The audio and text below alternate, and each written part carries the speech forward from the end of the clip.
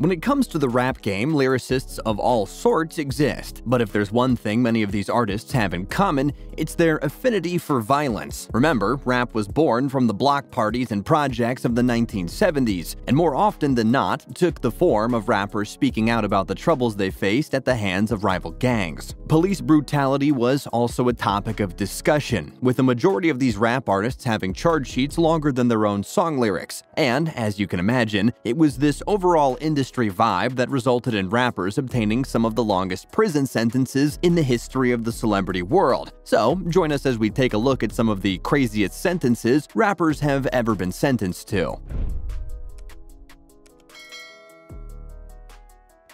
You should interact with us. Subscribe and hit the notification button to be notified when we upload more content. Don't forget to leave a like and comment below. Also, feel free to suggest any type of videos you would like to see on this channel. Thanks!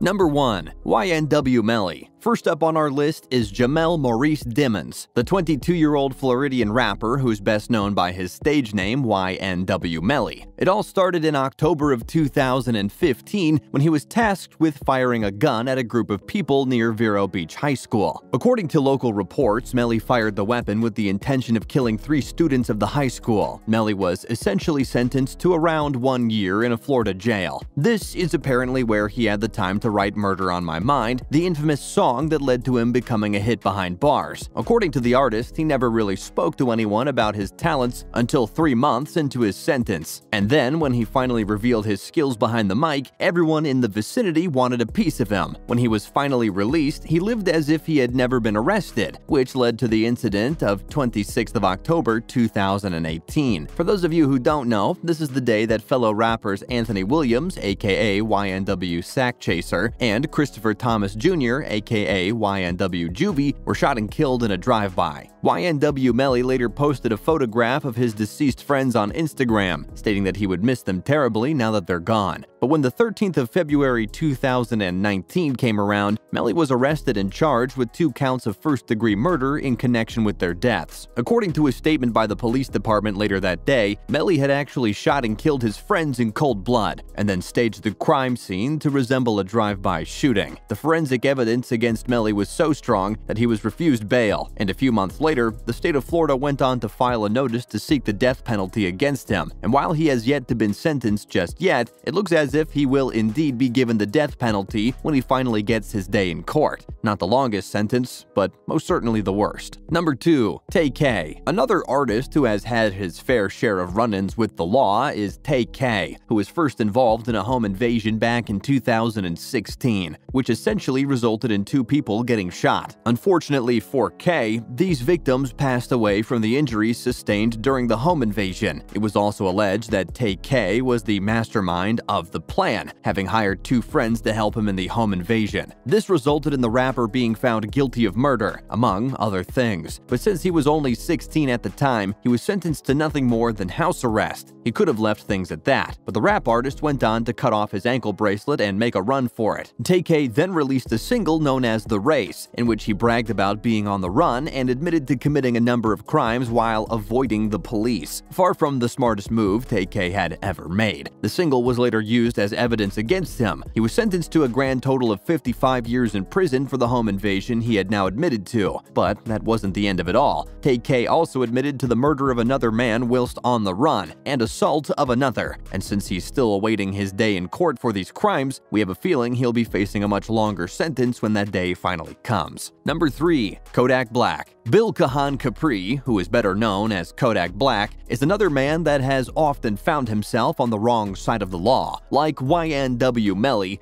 Kodak had a terrible childhood and found solace by enacting violence against others. Things got so bad that he was actually placed in a juvenile detention center a total of 3 times in just 1 year when he was 15 years old. Suffice to say, things only got worse from there. Back in 2019, for example, he was arrested on his way to the Rolling Loud Festival for lying on official documentation with the intention of acquiring weapons. This resulted in him being sentenced to 46 months in prison. Things were yet to calm down for the rapper though, who ended up putting a prison guard in the hospital after assaulting him in the hallway. While serving time behind bars, he also faced another 2 felony charges, both of which involved the unlawful possession of firearms. And according to reports, these extra charges could have earned him a total of 30 years each. Luckily for Kodak, though, former President Donald Trump decided to commute his sentence, stating that the rapper had previously supported underprivileged children and is no longer a menace to society. Surprising, considering everything he has done up to this point. Number 4. 21 Savage. And then we have 21 Savage,